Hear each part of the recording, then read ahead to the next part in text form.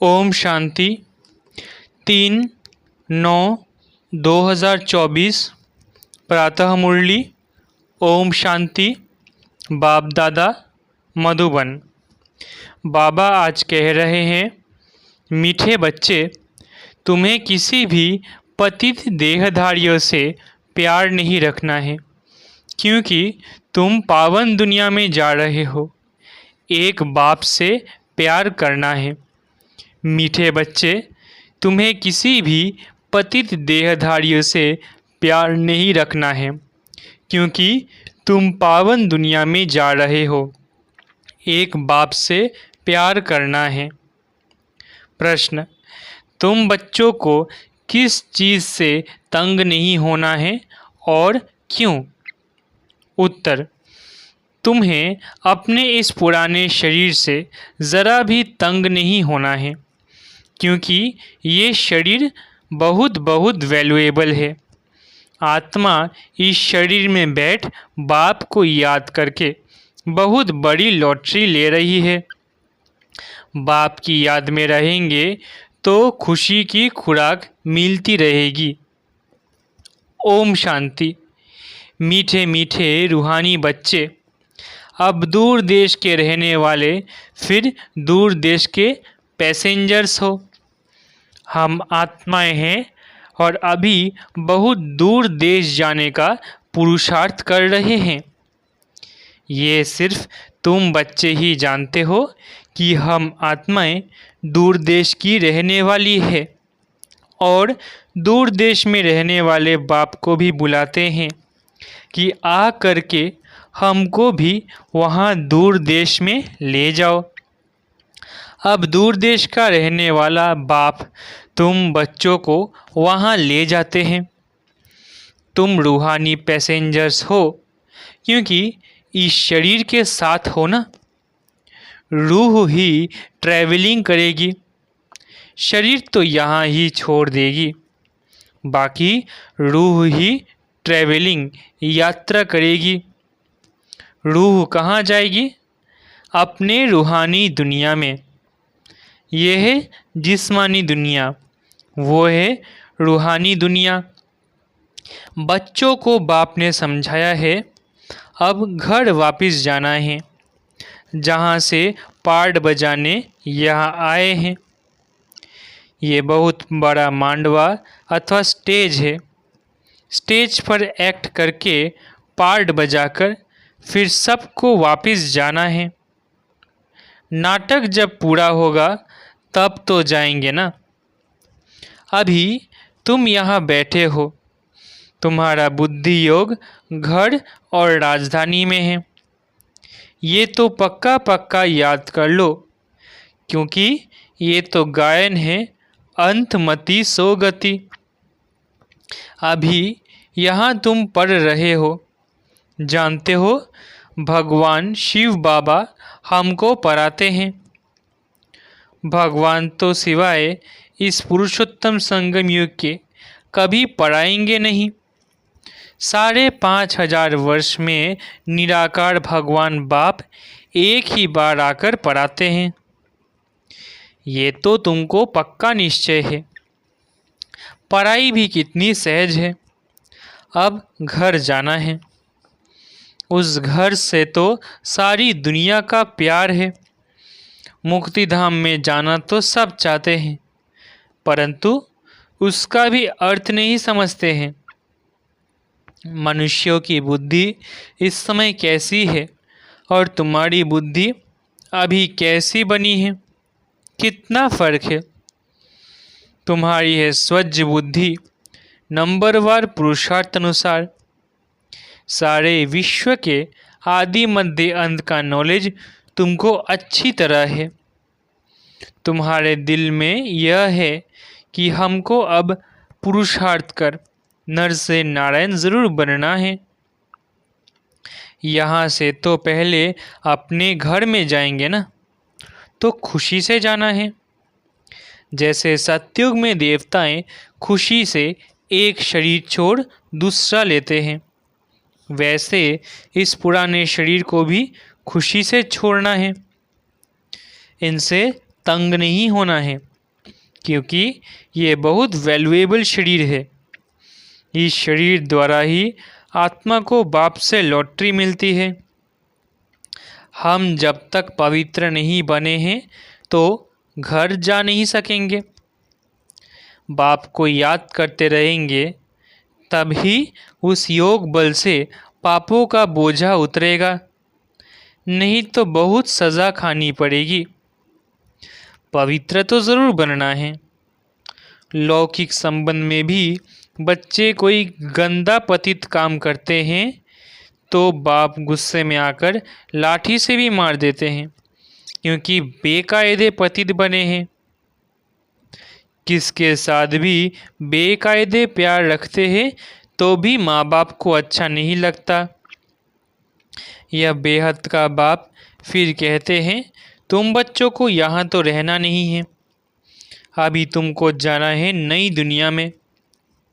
वहाँ विकारी पतित कोई होता नहीं। एक ही पतित पावन बाप आकर ऐसा पावन तुमको बनाते हैं। बाप खुद कहते हैं, हमारा जन्म दिव्य और अलौकिक है और कोई भी आत्मा मेरे समान शरीर में प्रवेश नहीं कर सकती।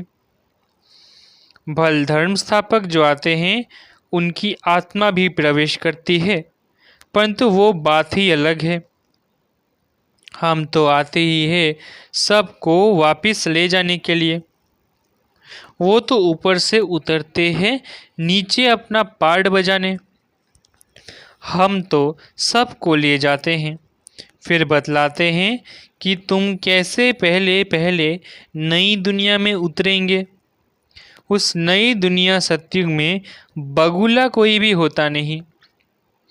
बाप तो आते ही है बगुलों के बीच, फिर तुमको हंस बनाते हैं। तुम अब हंस बने हो, मोती ही चुगते हो। सतयुग में तुमको ये रत्न नहीं मिलेंगे। यहाँ तुम ये ज्ञान रत्न चुगकर हंस बनते हो। बगुले से तुम हंस कैसे बनते हो, ये बाप बैठ समझाते हैं। अभी तुमको हंस बनाते हैं। देवताओं को हंस, असुरों को बगुला कहेंगे। अभी तुम किचरा छुड़ाए मोती चुगाते हो। तुमको ही पद्मा पद्म भाग्यशाली कहते हैं। तुम्हारे पैर में छापा लगता है पद्मों का। शिव बाबा को तो पाँव है नहीं जो पद्म हो सके।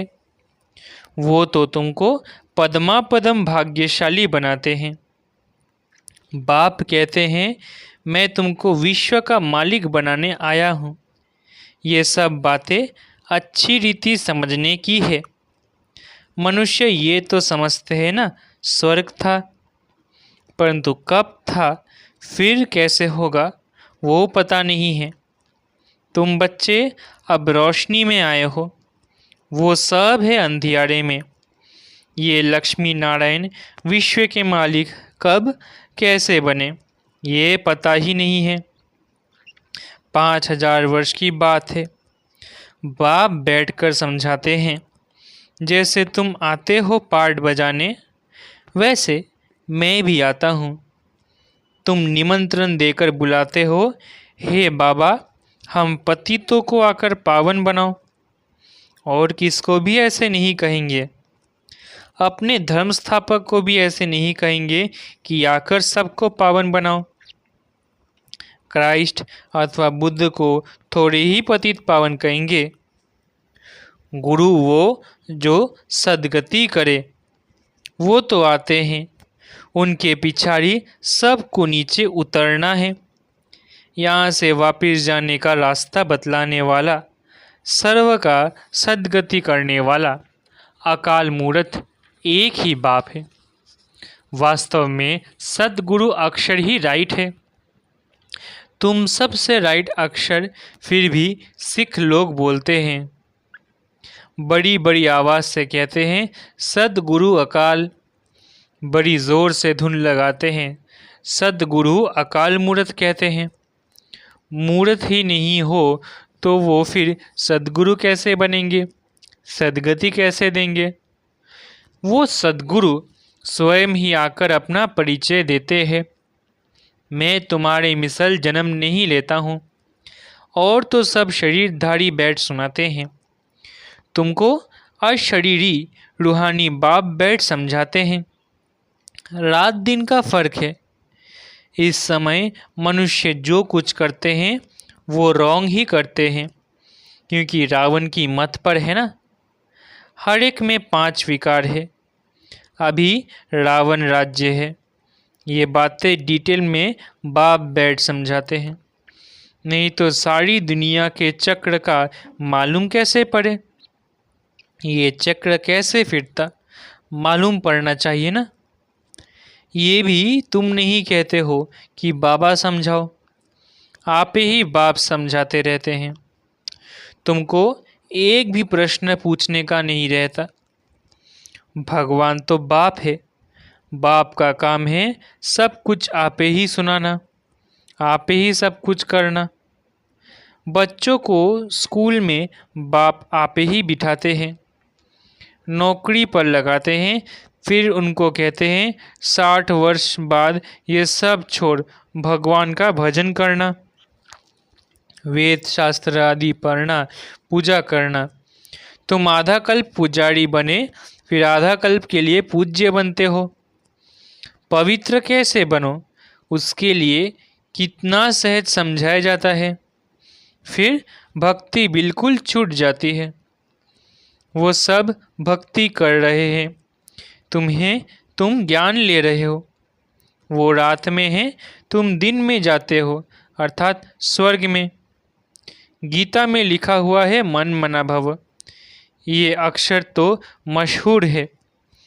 गीता पढ़ने वाले समझ सकते हैं, बहुत सहज लिखा हुआ है। सारी आयु गीता पढ़ते आए हैं, कुछ भी नहीं समझते। अब वही गीता का भगवान बैठ सिखलाते हैं तो पतित से पावन बन जाते हैं। अभी हम भगवान से गीता सुनते हैं, फिर औरों को सुनाते हैं, पावन बनते हैं। बाप के महावाक्य है ना, ये है वही सहज राजयोग। मनुष्य कितने अंधश्रद्धा में डूबे हुए हैं, तुम्हारी तो बात ही नहीं सुनते हैं। ड्रामा अनुसार उन्हों की भी जब तकदीर खुले तभी आ सके तुम्हारे पास। तुम्हारे जैसी तकदीर और कोई धर्म वालों की नहीं होती। बाप ने समझाया है। ये तुम्हारा देवी देवता धर्म बहुत सुख देने वाला है। तुम भी समझते हो बाप ठीक कहते हैं। शास्त्रों में तो वहाँ भी कंस रावण आदि बैठ दिखाए हैं। वहाँ के सुख का तो कोई को पता ही नहीं है।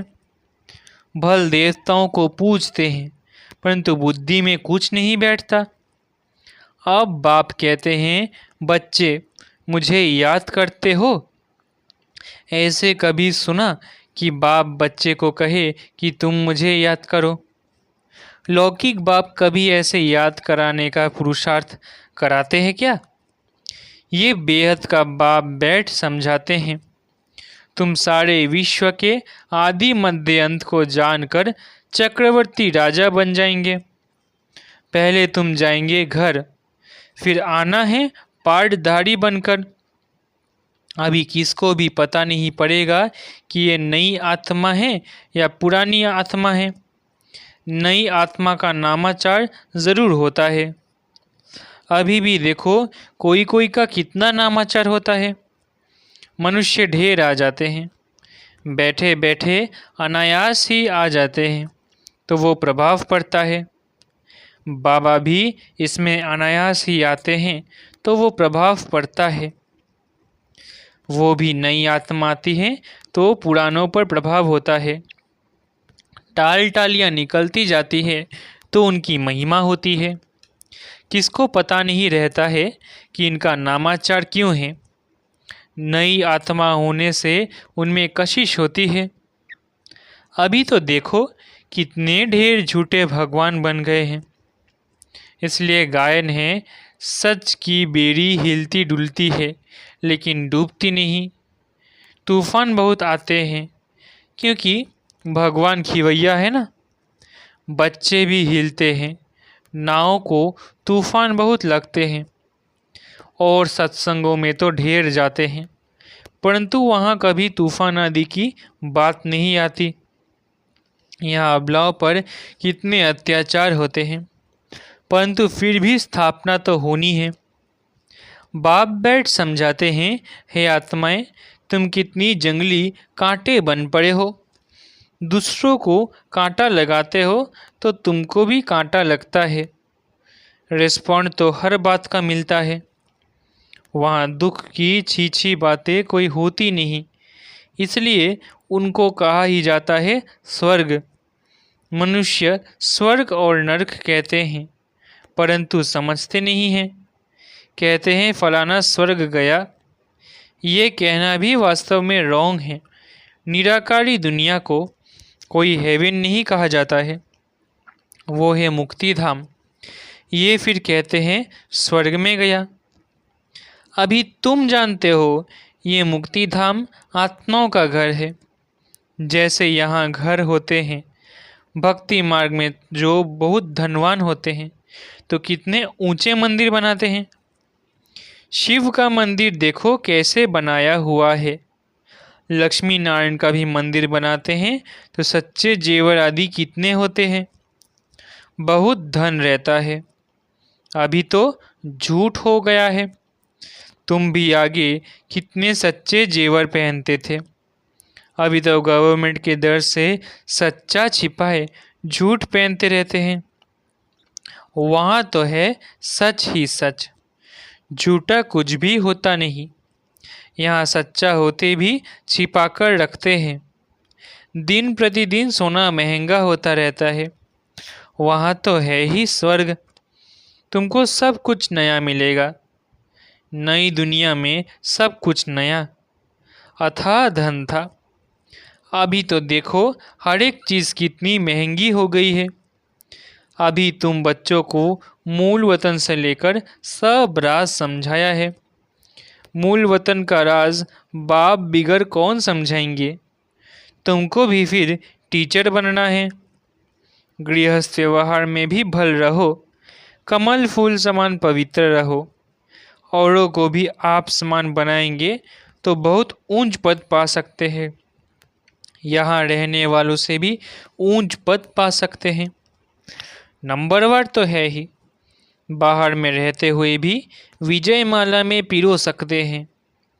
हफ्ते का कोर्स ले, फिर भल विलायत में जाए व कहाँ भी जाए, सारी दुनिया को भी मैसेज मिलना है। बाप आए हैं, सिर्फ कहते हैं मामे कम याद करो। वो बाप ही लिबरेटर है, गाइड है। वहाँ तुम जाएंगे तो अखबार में भी बहुत नाम हो जाएगा। दूसरों को भी ये बहुत सहज बात लगेगी। आत्मा और शरीर दो चीज़ है। आत्मा में ही मन बुद्धि है, शरीर तो जड़ है। पाठधारी आत्मा बनती है। खूबी वाली चीज़ आत्मा है, तो अब बाप को याद करना है। यहाँ रहने वाले इतना याद नहीं करते जितना बाहर वाले करते हैं, जो बहुत याद करते हैं और आप समान बनाते रहते हैं, कांटों को फूल बनाते रहते हैं। वो ऊंच पद पाते हैं। तुम समझते हो पहले हम भी कांटे थे, अब बाप ने ऑर्डिनेंस निकाला है, काम महाशत्रु है, इन पर जीत पाने से तुम जगत जीत बन जाएंगे। परंतु लिखत से कोई समझते थोड़ी ही है।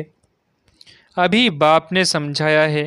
अच्छा, मीठे मीठे सिकिलधे बच्चों प्रति माता पिता बाप दादा का याद प्यार और गुड मॉर्निंग। रूहानी बाप की रूहानी बच्चों को नमस्ते। हम रूहानी बच्चों की रूहानी माता पिता बाप दादा को याद प्यार, गुड मॉर्निंग और नमस्ते नमस्ते नमस्ते। शुक्रिया बाबा। धारणा के लिए मुख्य सार। पहला, सदा ज्ञान रत्न चुगने वाला हंस बनना है, मोती ही चुगने हैं। किचरा छोड़ देने हैं। हर कदम में पद्मों की कमाई जमा कर पद्मा पदम भाग्यशाली बनना है। दूसरा, ऊंच पद पाने के लिए टीचर बनकर बहुतों की सेवा करनी है। कमल फूल समान पवित्र रहे आप समान बनाना है, कांटों को फूल बनाना है। वरदान, तेरे मेरे की हलचल को समाप्त कर रहम की भावना इमर्ज करने वाले मर्सीफुल भव। तेरे मेरे की हलचल को समाप्त कर रहम की भावना इमर्ज करने वाले मर्सीफुल भव। समय प्रति समय कितनी आत्माएं दुख की लहर में आती है। प्रकृति की थोड़ी भी हलचल होती है, आपदाएं आती है तो अनेक आत्माएं तड़पती है, मर्सी रहम मांगती है। तो ऐसी आत्माओं की पुकार सुन रहम की भावना इमर्ज करो, पूज्य स्वरूप मर्सी फूल का धारण करो। स्वयं को संपन्न बना लो तो ये दुख की दुनिया संपन्न हो जाए। अभी परिवर्तन के शुभ भावना की लहर तीव्र गति से फैलाओ तो तेरे मेरे की हलचल समाप्त हो जाएगी। स्लोगन, व्यर्थ संकल्पों की हथौड़ी से समस्या के पत्थर को तोड़ने के बजाय हाई जंप दे समस्या रूपी पहाड़ को पार करने वाले बनो। स्लोगन, व्यर्थ संकल्पों की हथौड़ी से समस्या के पत्थर को तोड़ने के बजाय हाई जंप दे समस्या रूपी पहाड़ को पार करने वाले बनो। अच्छा, ओम शांति। शुक्रिया बाबा।